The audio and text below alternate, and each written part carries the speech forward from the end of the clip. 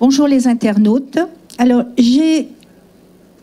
en préparant, j'ai reçu ce matin, en repriant, quelque chose pour vous les internautes. Alors, il est dit dans la parole de Dieu, dans Actes 2, 42, « Il persévérait dans l'enseignement des apôtres, dans la communion fraternelle, dans la fraction du pain et dans les prières. » Persévérer ensemble. Je l'ai reçu pour vous, alors je vous le donne, internautes, que vraiment le Seigneur vous mette à cœur de joindre une église et de persévérer avec l'église dans laquelle il vous appelle. Soyez bénis dans le nom de Jésus. Je vais demander l'aide au Saint-Esprit parce que moi je ne suis pas une pro et j'ai la trouille. Voilà. On est en famille, alors je vous le dis. Seigneur Jésus, merci. Seigneur, pour ta présence dans ce lieu. Seigneur, viens sur ma vie, Seigneur, et remplis-moi de toi. Seigneur, je te loue et je t'adore parce que tu es mon Dieu. Saint-Esprit, fais le reste, s'il te plaît. Amen. Merci, Seigneur. Alors, je vais citer beaucoup de textes de la Bible parce que la parole de Dieu, elle est très claire. Elle parle d'elle-même. Elle est puissante, elle est vivante, elle est opérante. Je vais parler de ce que le Seigneur a mis sur mon cœur depuis les vacances et après les vacances. Alors, vous remarquerez qu'il y a vraiment des similitudes avec ce que nous a apporté nos pasteurs, mais c'est normal. C'est normal parce qu'on a le même Saint-Esprit. Alors, le thème de ce que je vais vous dire, c'est une mise en garde. Seigneur nous appelle à la vigilance, à la prudence. Il nous avertit, soyons comme des sentinelles. Ne lâchons pas du terrain, ne lâchons rien. Nous allons ouvrir dans la Bible 2 Timothée 4, verset 1, où il est dit: « Je t'en conjure devant Jésus-Christ, qui doit juger les vivants et les morts, et au nom de son apparition et de son royaume, prêche la parole, insiste en toute occasion favorable ou non, reprend, censure, exhorte avec toute douceur et en instruisant, car il viendra un temps, écoutez bien, où les hommes ne supporteront pas la saine doctrine, mais ayant la démangeaison d'entendre des choses agréables. Ils se donneront une foule de docteurs, selon leurs propres désirs, détourneront l'oreille de la vérité et se tourneront vers les fables. » Plus loin, on ne va pas tout lire, vous lirez chez vous. Plus loin, au verset 7, il est dit « J'ai combattu le bon combat, j'ai achevé la course et j'ai gardé la foi. » Je souhaite dire ça. Vraiment, à la fin de ma vie, j'ai combattu le bon combat et j'ai achevé la course et j'ai gardé la foi. Que tous soyons dans cette disposition de cœur. Parce que plus loin, au verset 10, il est dit « Démas, c'était quelqu'un qui servait avec Paul, m'a abandonné par amour du siècle présent. » Attention, attention. Vous savez, les Démas, il y en a plein. Soyons vraiment attachés au Seigneur. Il y a quelques semaines, notre pasteur a parlé de l'esprit orphelin. C'était vraiment intéressant et je vous encourage à aller sur le site, vraiment réécouter parce que je vais dire que quelques petites choses. Alors, il nous a dit, alors je répète ce qu'il a dit parce que c'était très bon. Il a dit que quand on ne vit pas l'amour du Père, alors attention. Ce sont comme des brèches. Ça, c'est pas lui qui l'a dit, mais moi, dans mon cœur, quand j'entendais ça, c'est ce que le Seigneur disait. Quand on ne vit pas l'amour de Dieu, notre Papa, c'est comme des brèches dans nos vies qui risquent de nous faire tomber et de nous éloigner du Seigneur. Parce qu'on ne peut pas servir le Seigneur par habitude, par religion. Si vraiment l'amour de Dieu, on ne peut pas. Sinon, on viendra chauffer une chaise, perdre du temps, ça ne sert à rien. Vraiment, soyons de ceux qui sont pleins de l'amour du Père. Si on ne l'a pas, eh bien, demandons-le. La Bible dit qu'il est fidèle et juste, notre Dieu, pour donner. Alors, si on n'a pas, demandons-le. Parce que ces brèches, c'est quoi? Ces brèches, ça va être le manque de pardon, ça va être la critique, les murmures. Et quand le Seigneur m'a parlé des murmures, il m'a rappelé dans la parole de Dieu, vous savez, Aaron et Myriam, eh bien, ils ont murmuré contre Moïse et ben, ils ont eu la lèpre. Parce que c'est grave. Des fois, on prend un peu à la légère les petits chuchotements, les murmures, les critiques. Mais pour eux, ils l'ont payé, ils ont eu la lèpre. Ils ont dû être isolés pendant une semaine. Et parce que Moïse a prié, eh ben, le Seigneur les a guéris. Mais alors faisons attention. Je ne veux pas vous faire peur, mais ce que je veux dire, c'est qu'attention aux brèches. La jalousie, l'orgueil, on vit le rejet, on aime avoir raison et les autres qui aillent toujours dans notre sens, ça fait du bien à notre ego.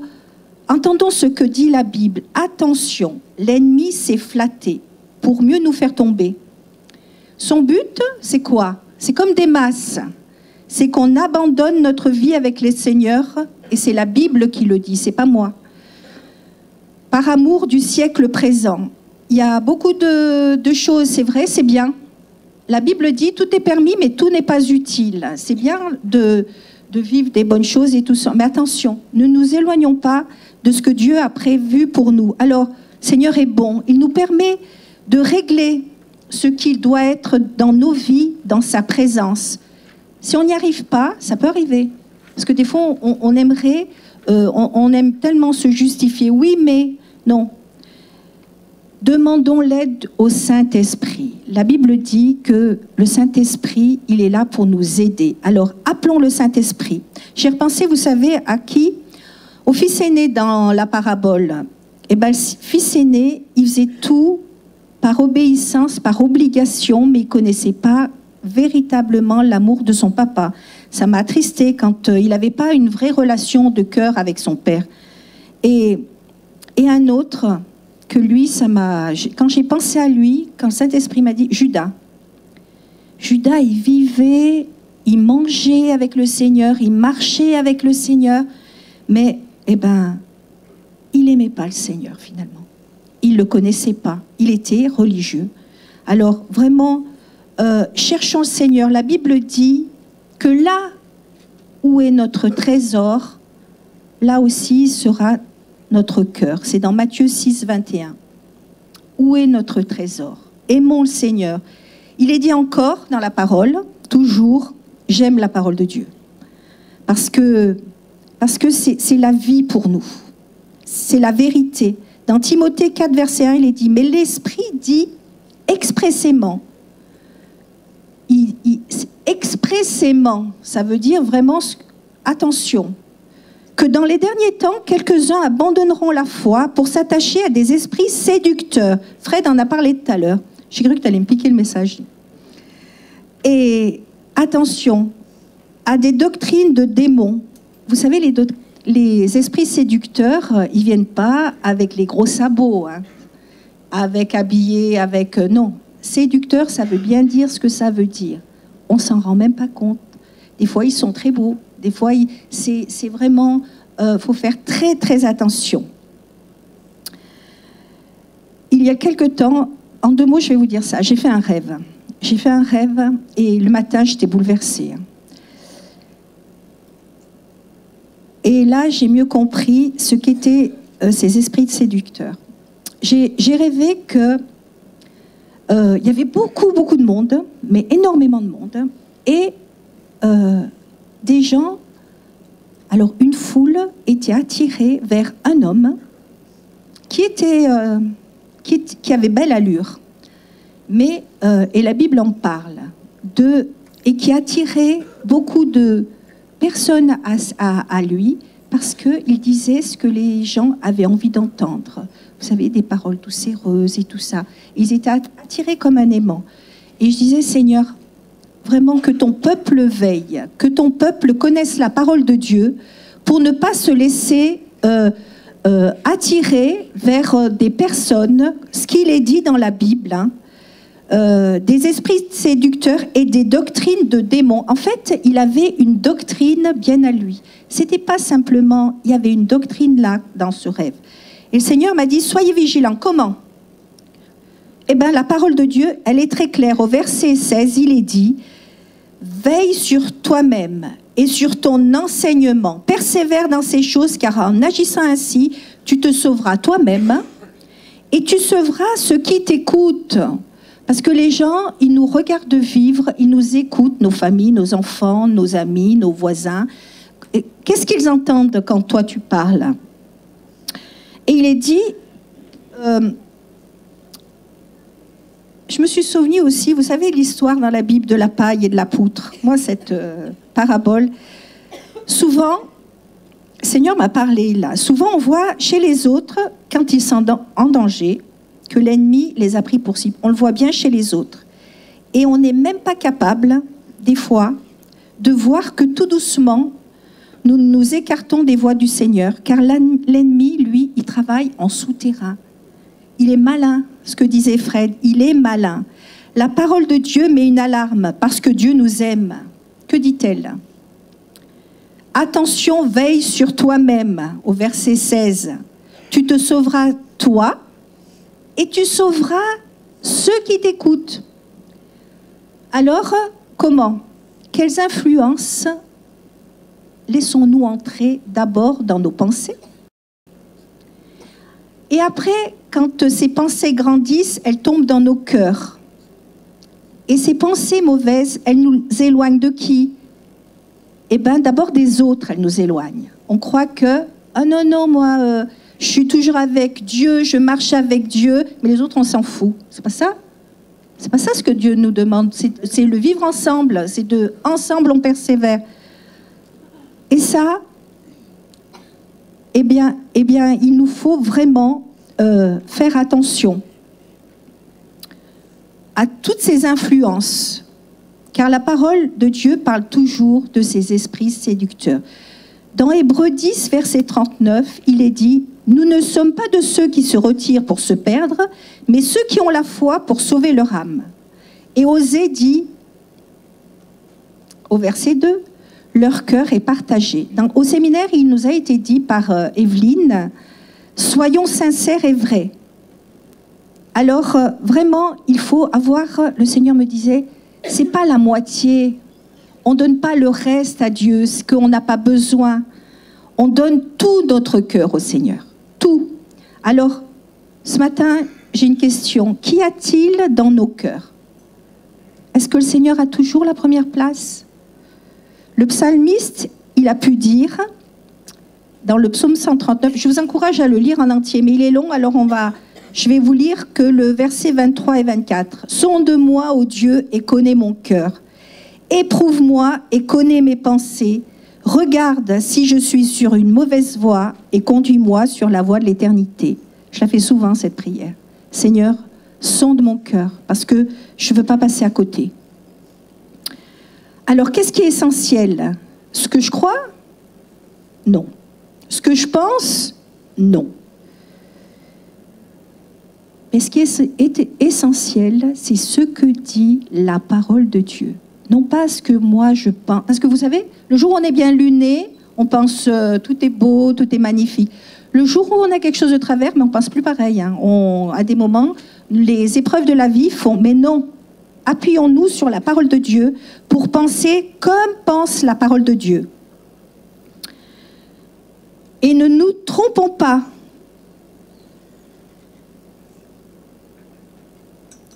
Quand on est mal, le jugement souvent peut être faussé. Alors attention, quand on est mal spirituellement parlant, je parle. La Bible dit, pour nous protéger, dans 2 Corinthiens 4 au verset 3 à 4, « Si notre évangile est encore voilé, il est voilé pour ceux qui périssent, pour les incrédules dont le Dieu de ce siècle a aveuglé l'intelligence. » C'est très important. Pourquoi ils ne viennent pas? Pourquoi ils ne viennent pas ceux qui est compris? C'est parce que le Dieu de ce siècle a aveuglé l'intelligence afin qu'ils ne vissent pas briller la splendeur de l'Évangile, de la gloire de Christ qui est l'image de Dieu. il est parlé que l'ennemi a aveuglé l'intelligence. Vous savez, nous, on ne marche pas par la vue, mais on marche par la vue de la foi. Et ça n'a rien de commun avec la réalité physique. Je marche, ma vue, c'est par la foi. Et dans Corinthiens 5, 7, il est dit, nous marchons par la foi et non par la vue. Je vous donne le verset pour bien vous montrer que c'est la parole de Dieu qui le dit. Ayons foi dans le Seigneur et dans sa parole. On continue plus loin et il est dit dans Éphésiens 5, 14, c'est pour cela qu'il est dit, réveille-toi, toi qui dors, relève-toi d'entre les morts et Christ t'éclairera. Prenez garde de vous conduire avec circonspection, non comme des insensés, mais comme des sages. Demandons cette sagesse à notre Dieu. Rachetez le temps, car les jours sont mauvais. Il suffit de voir autour de nous et d'allumer la télé pour qu'on voit que les jours sont mauvais. Le Seigneur nous en a parlé, il nous a prévenus. Mais même si les jours sont mauvais, je déclare que mon Dieu, c'est le Dieu de l'espérance. Le Dieu tout-puissant. Je déclare que mon Seigneur, c'est le libérateur, toujours. Le sauveur du monde, c'est Jésus, toujours. Vraiment. Et il nous faut comprendre. Au verset 17, il est dit, comprenez quelle est la volonté du Seigneur. Et au verset 18, il est dit, soyez remplis de l'Esprit. Pour vivre cela, il nous faut être remplis de l'Esprit. Ce qui nous gardera, vous savez c'est quoi? C'est de ne pas laisser d'espace entre Dieu et nous. Ça va nous garder. Si on laisse trop d'espace, eh bien, on va se perdre. Restions collés au Seigneur. Pour avoir toujours l'huile, pour être remplis du Saint-Esprit, dans sa présence, il nous rassure. Moi j'aime bien, parce qu'il me rassure, il me donne la paix, il nous donne la paix. La Bible dit qu'il est le prince de la paix. Alors dans ces moments tourmentés du monde, eh ben, il reste le prince de la paix. Et là, dans sa présence, la foi grandit. Parce qu'il peut tout, notre Dieu. Il est au-dessus de tout. Il règne pour toujours. Et il tient le monde dans ses mains. C'est la Bible qui le dit, c'est pas moi. Alors, dimanche dernier, notre pasteur a parlé de l'esprit prophétique. Alors j'aimerais revenir là-dessus, parce que c'était tellement important qu'on ne peut pas passer comme ça. Et le Seigneur m'a dit, alors, ça m'a fait du bien, vous savez pourquoi? Parce que dans la semaine qui avait précédé, le Seigneur m'a parlé et m'a dit, tu ne prophétises pas assez. Tu prophétises pas assez dans tes prières. Si tu veux que les choses changent, je vous dis exactement ce qu'il m'a dit. Si tu veux que les choses changent, que les bénédictions arrivent, eh bien prophétise. Prophétise dans tes prières. Et notre pasteur, il a prêché sur Ézéchiel. Alors vous relirez à la maison et vous réécoutez. Il a prêché sur Ézéchiel 37, avec beaucoup d'humour, c'est vrai, mais tellement puissant. Tellement puissant. Et quand Ottavio, c'est le pasteur de Chambéry, a dit que c'était dit 2 fois, une fois par Louis et une fois par Henk, parce que c'était tellement important qu'il y avait un écho. L'écho, c'était pas pour amuser la galerie, hein. C'était parce que c'était important et que le Seigneur voulait vraiment qu'on entende. Le Seigneur insiste. Dans Jérémie, il est dit, j'ai pas mis le texte, c'est pas grave, c'était je crois que c'est le chapitre 1, il est dit, je mets mes paroles dans ta bouche. Soyons des hommes et des femmes remplis de foi, remplis de Saint-Esprit, et proclamons et prophétisons. Alors moi j'aime ce texte et je le prophétise tout le temps avec le Seigneur. Je prophétise avec Joël. Joël 2, 28, il a prophétisé, j'aime bien ce qu'il a dit, que dans les derniers temps, dit le Seigneur, je répandrai mon esprit sur toute chair. Vos fils et vos filles, amen, amen, prophétiseront. Vos vieillards auront des songes et vos jeunes gens des visions. Même sur les serviteurs et sur les servantes. C'est nous tous, hein, les serviteurs et les servantes. Hein. Dans ces jours-là, je répandrai mon esprit. Alors pour ma part, depuis que le Seigneur m'a dit ça, qu'il faut plus prophétiser, je le fais. Je le fais chez moi, je le fais à l'église, je le fais. À chaque fois que je prie, je prophétise. Parce que quand on prophétise de la part du Seigneur, eh ben, il va y avoir des accomplissements prophétiques et je le crois de tout mon cœur. Alors, jeudi dernier, à la réunion de prière, le Saint-Esprit nous a parlé pendant notre temps. Et j'ai vu un drapeau. On était en rond là-bas, et puis j'ai vu un drapeau planté, le drapeau blanc. Et vraiment, ça m'a... Il y avait un profond respect de la... Et je disais, Seigneur, et le Seigneur me dit, je suis là. Et il m'a donné un texte, c'est le texte de Genèse 28, 10 à 19. Et je suis venue voir mon pasteur. Alors je dis à Suzanne, à ma pasteur, je lui dis, j'ai reçu ça, je baisse les yeux, qu'est-ce que je vois? Je vois le drapeau blanc. Je dis, Seigneur, c'est magnifique. Et alors, voilà le texte que j'ai reçu. Jacob partit de Beersheba, c'est dans Genèse 28, au verset 10 à 19, et s'en alla à Charan. Il arriva dans un lieu où il passa la nuit, car le soleil était couché. Il prit une pierre dont il fit son chevet, et il se coucha dans ce lieu-là. Il eut un songe, et voici, une échelle était appuyée sur la terre, et son sommet touchait au ciel. Et voici, les anges de Dieu montaient et descendaient par cette échelle. Ce matin, je crois vraiment qu'au milieu de nous, les anges de Dieu sont montés et descendus. Vraiment, je le crois de tout mon cœur. Et on l'a vécu. Moi, je l'ai vécu. Ce culte est bouleversant. La puissance de Dieu, moi, je ne voyais plus rien.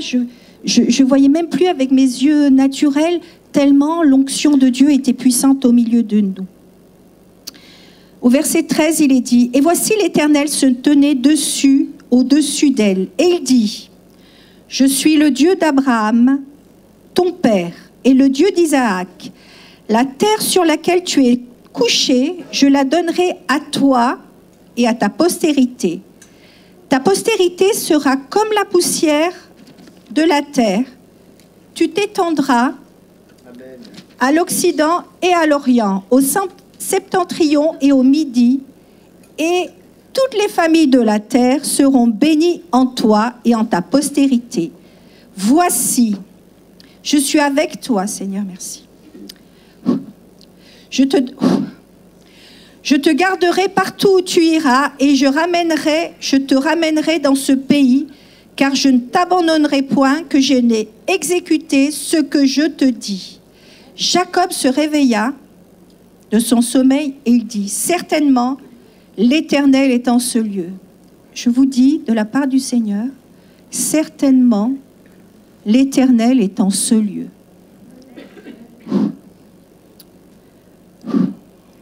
Et moi, je ne le savais pas. Il eut peur et dit que ce lieu est redoutable. C'est ici la maison de Dieu, c'est ici la porte des cieux. Et Jacob se leva de bon matin, il prit la pierre dont il avait fait son chevet, il la dressa pour monument et il versa l'huile sur son sommet. Il donna à ce lieu le nom de Béthel. Vous savez, quand nous célébrons dans ce lieu, le Seigneur, quand nous l'adorons, quand nous lui donnons gloire, quand nous le remercions pour tous ses bienfaits, quand nous lui disons que nous l'aimons, eh bien ici c'est la maison de Dieu. Ici c'est la porte des cieux. Le Seigneur est en ce lieu. J'ai une crainte respectueuse pour notre Dieu. Et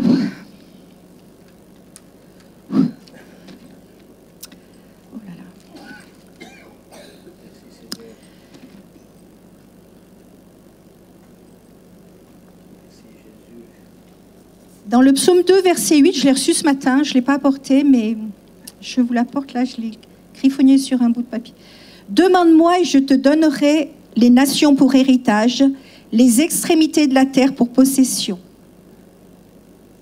C'est ce qu'il a été dit avant à Abraham. La postérité, vous savez, je te donnerai la postérité. Les nations, c'est pour le Seigneur. C'est pour personne d'autre. Je te donnerai les nations. Notre héritage, c'est notre héritage. Parce que nous sommes en Jésus. Les hommes et les femmes qui ne connaissent pas Dieu, pour l'instant, c'est notre héritage de les amener au Seigneur par la prière. Et vraiment, ce que j'aimerais ensemble, c'est qu'on a le temps, je n'ai pas dépassé le temps, merci Seigneur. Et ce que j'aimerais, c'est ce que a dit le Saint-Esprit. Il l'a dit aux internautes, mais rassurez-vous, il nous le dit à nous tous, ensemble, dans la communion fraternelle. Je crois profondément dans la puissance qu'il y a dans l'Église, dans l'unité, quand le peuple prie ensemble. Parce que c'est Dieu qui l'a dit. Alors, ce que je vais vous dire, j'aimerais... après, je laisserai la place à notre pasteur, parce que lui, il a le... Moi, je ne sais pas trop après, quand avec tout le monde. Mais je vais vous dire d'abord ce que le Seigneur m'a dit. Ce que le Seigneur m'a dit, c'est de nous lever ensemble pour prophétiser ensemble, des prières prophétiques. Quand il est parlé de l'héritage des nations, c'est prophétiser sur les nations, prier pour les nations, pour que les nations viennent à Jésus. On ne va pas laisser l'ennemi faire ce qu'il veut, hein, en écoutant. Nous, on ne marche pas par la foi, par la vue, pardon, mais on marche par la foi. Donc, on ne va pas se laisser faire, on ne va pas laisser, même si ce n'est pas en France, on va prier, prophétiser pour les nations, pour que le Seigneur étende sa main. On va prophétiser pour la repentance de nos familles, pour le salut de nos familles, pour la foi, pour qu'ils aiment le Seigneur. On va prophétiser le réveil. Quand on prophétise, ça arrive. Et ça, rappelez-vous Ézéchiel 37, ils étaient morts, il n'y avait pas un souffle de vie, mais dans Ézéchiel, il a dit prophétise. Et il y a eu quoi? Il y a eu la vie.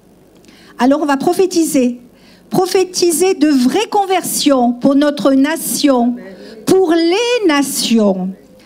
Prophétisons la guérison de nos bien-aimés, ceux qu'on aime. Et j'ai une bonne nouvelle, avant tout ça, pour vous dire combien le Seigneur est grand, bon, merveilleux, extraordinaire, excellent. Il y a quelque temps, on a prié pour quelqu'un que j'aime beaucoup, alors, qui s'appelle Valérie. Bon, vous ne connaissez pas cette Valérie, elle a été opérée d'un cancer. Et ils ont trouvé, quand ils ont opéré, ils ont trouvé 3 formes de cancer dans une même personne, différents. Alors, il y a le mot scientifique et machin, mais moi, je ne sais pas. Alors, je vous dis, elle m'a traduit comme ça. Et elle me disait, quand je l'ai vue, après ça, je vais avoir rayon, ils m'ont dit de la radiothérapie, grosse chimiothérapie, donc, et je vais être arrêtée pendant certainement l'année. Et là, j'ai appris par Élodie hier combien Dieu est bon, mais j'ai envie de sauter. Eh bien, ils ont opéré, pas besoin de radiothérapie, pas besoin de chimiothérapie, besoin de rien. Et vous savez pourquoi? Parce qu'à chaque fois qu'on venait dans la présence de Dieu, le matin, à l'église, avec Hélo, on a prié ensemble. L'église, on l'a apportée ensemble au Seigneur et mon Seigneur merveilleux a répondu et il l'a guéri. Alors, son mari de dire à Élodie, eh ben, elle retourne travailler, hein, parce que ça va. Alors Valérie disait, je vais quand même me reposer un tout petit peu, mais il semblerait qu'elle va reprendre le boulot avant ce qu'elle avait prévu. Dieu est bon. Dieu est bon, j'applaudis mon Seigneur pour... Mais ça vous réjouit pas, ça? C'est merveilleux, Dieu est bon. Et ce qu'il a fait pour elle, il peut le faire pour ceux que nous allons prophétiser. Mais quand tout à l'heure vous allez vous lever pour prophétiser vos familles, dites le nom alors, Jérémie, il est dit, je mets mes paroles dans ta bouche. Ça veut dire ouvre la bouche. Quand on prophétise en ouvrant la bouche. Donc, prophétise ce que le Seigneur met dans ton cœur. Tu as besoin d'une guérison, prophétise la guérison. Pour tes enfants, prophétise sur tes enfants. D'un travail, prophétise, appelle le travail. Quoi que ce soit que tu veux, pour le réveil, prophétisons ensemble. Voilà. Alors, je vais laisser le soin à notre pasteur de nous dire ce que lui a reçu jeudi matin, quand il nous a parlé de Géasi et du prophète, parce que je crois que ça va ensemble. Ce matin, cette onction, elle est tellement forte. Vous savez, pendant toute la louange, tout ce matin, j'avais l'impression que ça brûlait tellement à l'intérieur de moi. Je dis, mais Seigneur, mais qu'est-ce qui m'arrive ? J'avais un feu là, et l'onction est toujours présente. Et vous savez, jeudi, on était une poignée. Là, on est nombreux. Amen. Et ce qu'on a reçu jeudi, ce qu'il a donné jeudi, j'aimerais bien que notre pasteur nous l'apporte, et avec ce drapeau. Et après, si vous le voulez, suivant comment ça va, on se lèvera tous ensemble et nous prophétiserons tous ensemble. Amen. Amen. Que Dieu vous bénisse, vraiment. Soyez bénis les internautes, soyez bénis toute l'Église. Voilà, je laisse la place à notre pasteur. Là, il y a ce verset qui dit que la vie et la mort sont au pouvoir de la langue. Et je crois que ce matin, eh bien oui, on veut prophétiser des paroles de vie. On parlait d'Aria ce matin, on vient de parler de cette femme. Je crois que vraiment, moi, j'avais à cœur de dire qu'en ce matin, j'ai prié pour ceux qui avaient besoin d'une intervention divine. Vous savez, moi, si j'avais écouté les médecins, je serais en train de prendre encore des traitements jusqu'à la fin de ma vie. Moi, j'ai un médecin qui m'a dit, toute votre vie, il faudra prendre ce médicament. Sauf que ce médicament, je ne le supportais absolument pas. Il y avait des effets secondaires. Et à un moment donné, eh bien, j'ai prié. J'ai pas pris la décision bêtement, j'ai prié, je dis, Seigneur, faut que tu me guérisses. Dieu m'a guéri, j'ai arrêté le traitement. Ça fait maintenant 25 ans que je l'ai arrêté. Je suis encore là. Et à chaque fois, quand on regarde ma thyroïde, parce qu'on m'a enlevé les 3/4, eh bien, à chaque fois, les taux sont normaux. Donc, je vis avec 1/4 de la thyroïde. Vous en avez une entière. Moi, il ne m'en reste qu'1/4. Mais voilà, j'ai un quart, j'ai un train, j'ai un bateau. Bon, allez, j'arrête. Donc, voilà. Ce que je veux dire pas, c'est que ce matin, dans ce qu'a dit Grâce, je crois qu'il faut qu'on prophétise, oui, de la part du Seigneur. Il faut prophétiser la vie, il faut prophétiser le miracle. Vous savez, je crois que Dieu qui appelle les choses qui ne sont pas comme si elles étaient. Et le pouvoir de la langue. Par la langue, on peut bénir, mais par la langue, on peut aussi maudire. Et je crois que Dieu nous a donné une langue pour bénir. Le monde est rempli de gens qui maudissent tous les jours. Vous savez, je pense que dans ces deux guerres, ils ne doivent pas se bénir en ce moment, hein. Et je pense que nous, il faut bénir vraiment les nations parce qu'elles ont besoin de la bénédiction de Dieu. Mais nous prêterons pas notre langue aux malins. On est d'accord? Et ce drapeau, tu prends le Grâce. Tiens, Sifra, tu peux l'aider, s'il te plaît? Voilà, ce drapeau qui, que jeudi matin, donc j'avais vraiment reçu. Eh bien, c'est écrit dans ce drapeau Grâce et gloire. C'est pas marqué Alain, c'est Grâce, c'est ni Grâce à côté de moi, c'est la grâce, donc, et la gloire. Et je crois ce matin vraiment que dans ce que Grâce nous a partagé, est-ce que vous avez envie ce matin de prophétiser sur vos familles? Est-ce que vous avez envie de prophétiser des bonnes paroles ce matin? Est-ce que vous êtes d'accord? Vous pouvez vous lever, s'il vous plaît. Alors, Grâce, elle m'a dit, voilà, le pasteur va se lever, il sait ce qu'il va dire.